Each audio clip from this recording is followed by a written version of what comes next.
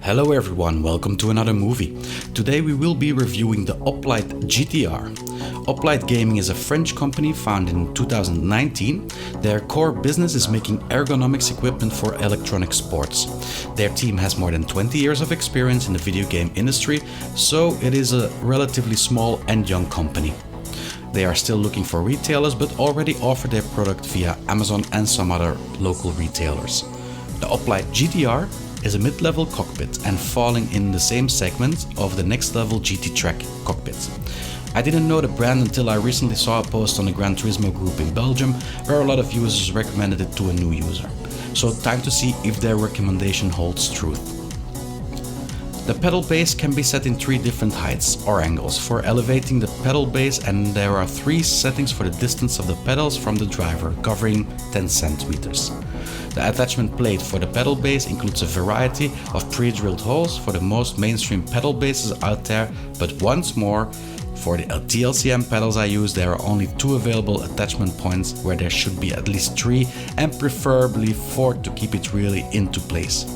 This of course can easily be fixed by drilling 2 extra holes.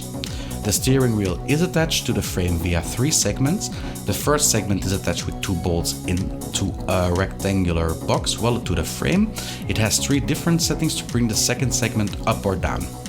The second segment has another 3 settings to tilt the last segment containing the steering wheel base and rim up and down. So in total there are 9 different configurations for height and angle of the wheelbase. The base cannot move on the x-axis.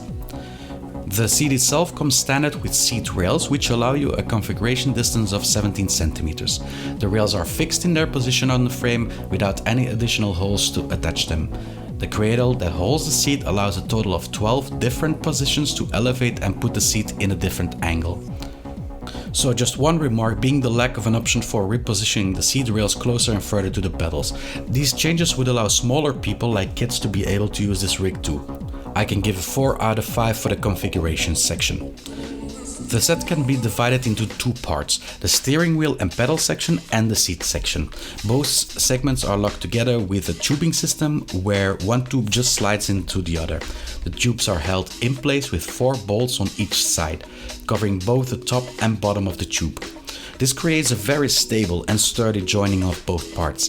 The holes for the bolts are pre-drilled with thread, so it fits together nicely without any flex on it, creating a very stable base.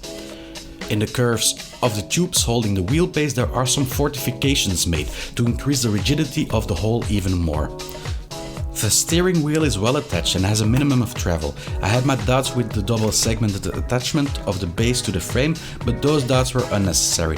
When you press the brake hard, you can lift up the frame completely. This is due to the extra support legs at the front of the pedal holder and not easy avoidable unless the pedal base would rest flat on the ground, which it doesn't. The seat is made of a fiberglass skeleton with high density foam as padding and a mix of Alcantara and some other soft but sturdy fabric as a finishing. The upper wings really support the shoulders and you feel snug and comfortable in it. I have never driven a real car with bucket seats before, but the feeling I have when I sit in this surely corresponds with my expectations. The paint job is black powder coated, but it does scratch relatively easy. The same goes for the glossy seat. It scratches easy, especially when reconfiguring the position. In all, the designers and engineers who designed and constructed this chair did their homework, and I can't but admire their work. A solid 4.5 out of 5 for their realization. As for features, the tubes measure 48mm in diameter and are laser cut, so they fit well together. It comes standard with the seating rails and it has included cable management clamps to click on the frame. The best feature, in my opinion, are the small plastic feet underneath the frame. They are made of some sort of rubber instead of a hard plastic, which makes it much more easy to level the frame with the floor and doesn't scratch the floor surface. The seat has cutouts so you can use an optional racing harness. The rig measures a length of 130 centimeters, 60 centimeters of width and height of 110 centimeters. In all, it feels very complete and I can't think of anything really missing here.